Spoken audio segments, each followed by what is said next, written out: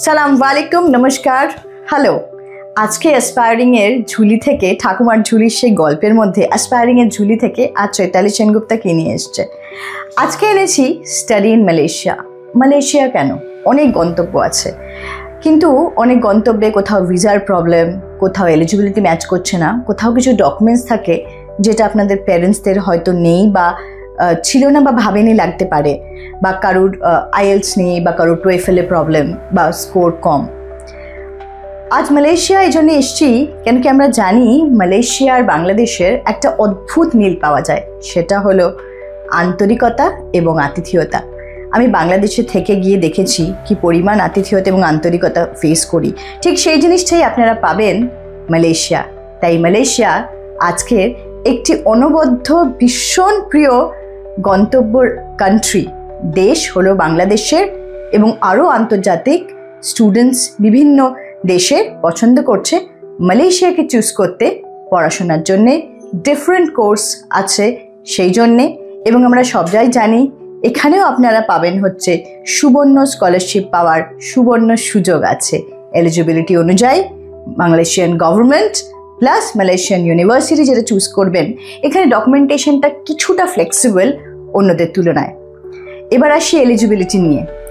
অনেক জায়গায় বলা যায় হ্যাঁ হয়ে যাবে, হয়ে যাবার পিছনে কিন্তু অনেক কিছু ক্রাইটেরিয়া থাকে।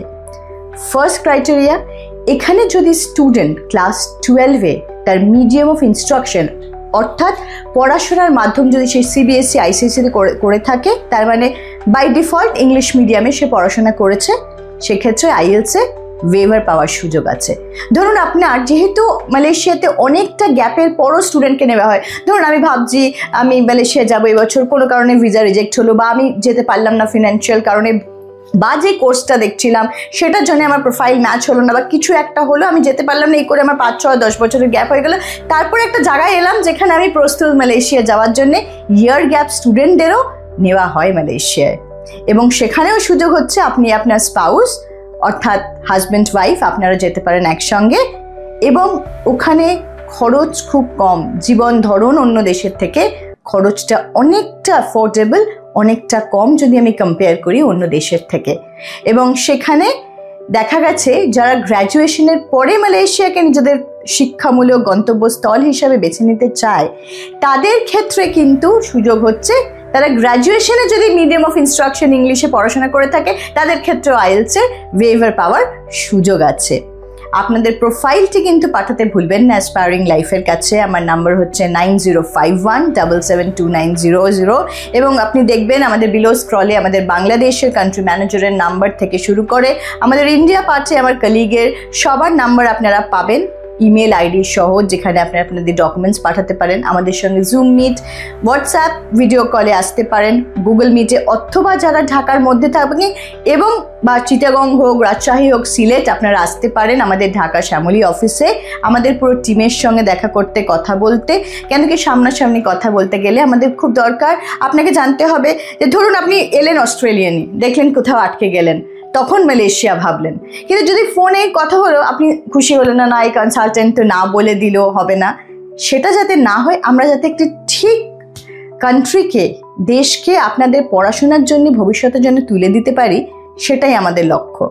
এবং ওখানে আরেকটা হচ্ছে, অ্যাজ আই সে, সব কান্ট্রিতেই থাকে, এটাও আলাদা নয়, বিকল্প নয়, এখানেও আছে আর্ন ওয়াইল ইউ লার্ন।